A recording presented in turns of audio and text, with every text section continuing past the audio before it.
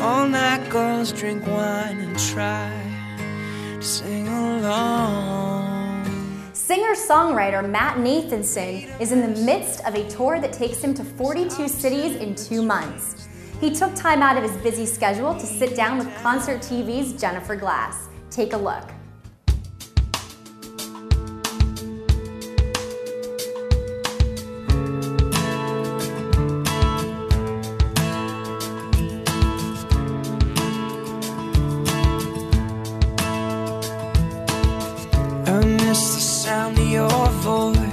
So I am very happy to be sitting here today with the oh-so-charming and talented Matt Nathanson, who's taking a minute from his very, very busy tour schedule to chat with us today.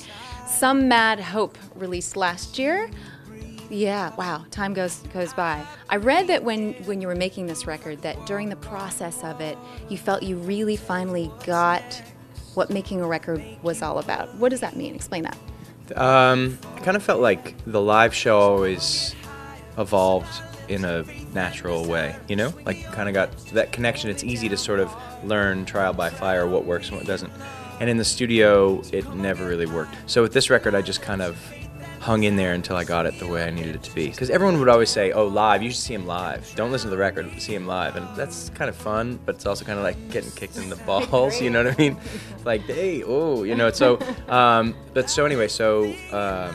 so this is a record I felt like people could hand to someone and be like, this is what Matt Nathanson sounds like. Right.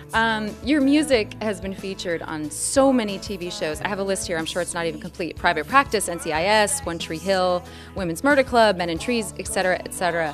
Why do you think your music is so well suited for television? Oh boy, I don't know. If I knew, I would make all my songs. I would just consider.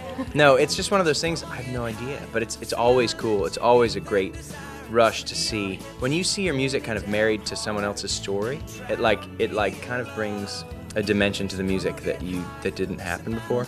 And it's like, for me, my favorite moment was when I was a couple of years ago. I had a song on Dawson's Creek, which was my favorite show at the time. I loved that show. I'm like a 13-year-old girl, like trapped.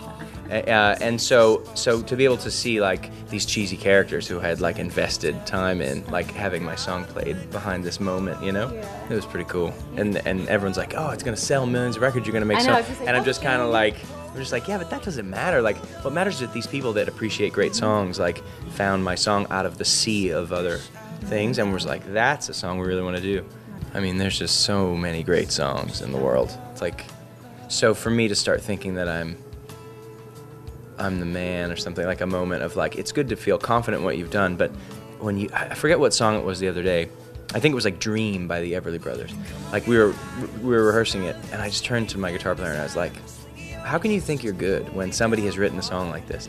Like, how can you have, I mean, you can think you're good, but how can you actually feel entitled to anything? Like, you know how a lot of artists are like, I'm the best, it's like, dude, if you can't be humbled by like a Paul Simon song that just wrecks you, then, you know, that's just how I'm constantly like having my mind blown and being like slapped down by the greatness of like everybody. So drowning, right? It's a good Matt Nathanson is on the road, as he always is. If you haven't seen him yet, make sure you get out and see him. There's many, many tour dates to be had. So for more information on Matt and all of his goings-on, just head over to www.concert.tv and hit up his artist page. Thanks for joining us today, Matt. Thanks for having me.